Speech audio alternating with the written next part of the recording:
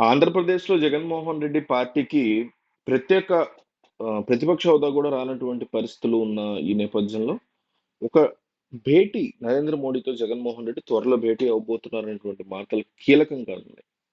మరి ఎన్‌డీఏ సర్కార్ నిలబడడానికి కారణం ఓ పక్క నితీష్ కుమార్, ఇంకో పక్క చంద్రబాబు నాయుడు అని మనందరికీ తెలుసు. మరి అపాయింట్‌మెంట్ ఇస్తారా కేంద్రంలోని పెద్దలు? ఒక విషయం మనం అర్థం చేసుకోవాలి. చంద్రబాబు అయినా, జగన్ అయినా ఇక్కడ ఎవరు స్పెషల్ గాదు. ఎవరు తక్కువ గాదు. ఇద్దరు గూడా. గతంలో గూడా చంద్రబాబుని ఏమి తక్కువ చేయలా బీజేపీ. ఎంత చంద్రబాబు మాట్లాడినా గూడా 2, 3 మాటలు రివర్స్‌లో అన్నారు తప్ప, ఈరోజు మళ్ళీ నెత్తిన పెట్టుకున్నారు. ఓకే. అంతకుముందు గూడా నెత్తిన పెట్టుకోక ముందు గూడా తీవ్రమైనటువంటి పదజాలంతో ఏమి విరుచుకుపడలా బీజేపీ వాళ్ళు. ఎందుకంటే కాంగ్రెస్ అయినా అంతే. ఎట్లా ఉంటదంటే కేంద్రంలో బీజేపీని కాంగ్రెస్, కాంగ్రెస్‌ని బీజేపీ అనుకుంటారు తప్ప, వేరే పార్టీలు వాళ్ళని ముఖ్యంగా లోకల్‌గా ఉన్న పార్టీలని విపరీతంగా ఏమి వాళ్ళు క్రిటిసైజ్ జేయరు. ఎక్కడో కేసీఆర్ లాగా మరీ కెలికి మరీ తిట్టించుకున్న వాళ్ళని ఏం చేయలేం గానీ, ఎందువల్ల? ఎందుకంటే సంకీర్ణ ప్రభుత్వాలు ఏర్పాటు అనేది కేంద్రంలో ఎప్పటికప్పుడు నడుస్తూ ఉంటది. ఈ ఎన్నికల్లో నరేంద్ర మోడీ ఖచ్చితంగా మేము 400 కొడతాం, 350 కొడతాం అని జబ్బలు తెరుచుకొని 240కి బీజేపీ పార్టీ లిమిట్ అయిపోయినటువంటి సిట్యుయేషన్. ఈ నేపథ్యంలో ఓ పక్క చంద్రబాబు, ఇంకో పక్క నితీష్ కుమార్ సపోర్ట్ ఇవ్వడంతో వీళ్ళు తెర మీదకొచ్చారు. అసలు ప్రభుత్వాన్ని ఫార్మ్ చేయగలిగారు మోడీ. వీళ్ళు లేకపోతే ఫార్మ్ చేసేవాళ్ళు కాదు.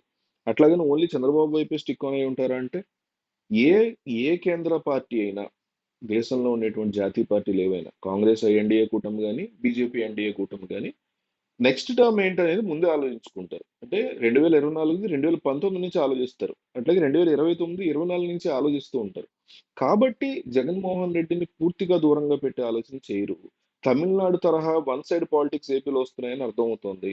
ఓ పక్క ఒకసారి చంద్రబాబుకి 23 వస్తే ఇప్పుడు జగన్ 11 వచ్చాయి. మళ్ళీ రేపు ఈ చంద్రబాబుకి 11 వచ్చి జగన్‌కి పూర్తి మెజారిటీ రావచ్చు.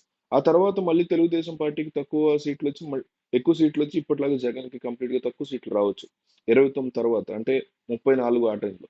అట్లా అన్నమాట. సో, ఆ రకమైనటువంటి పరిస్థితులు కనిపిస్తున్నాయి సౌత్ ఇండియాలో కాబట్టి, ఎవరిని కూడా దూరం పెట్టే పరిస్థితి లేదు.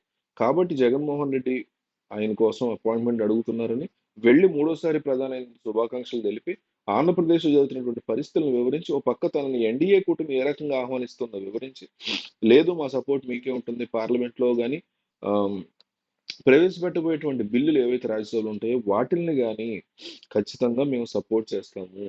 మీ వైపే ఉంటాము అనేసి చాలా క్లియర్ కట్‌గా చెప్పేటువంటి ఆలోచనలో జగన్మోహన్ రెడ్డి ఉన్నట్టుగా తెలుస్తోంది. అందువల్ల ఆయన ఒక కీలక భేటీని మోడీతో ప్లాన్ చేస్తున్నారు. ఇంకో పక్కన ఇందాక చెప్పినట్టు ఎన్‌డీఏ కూటమి గాని, ఐఎన్‌డీఏ గాని జగన్మోహన్ రెడ్డి యొక్క స్టామినాని, వర్త్‌ని తెలుసుకున్న వాళ్ళే. ఇక మీదట వాళ్ళు క్రిటిసైజ్ చేసేది ఏమీ ఉండదు.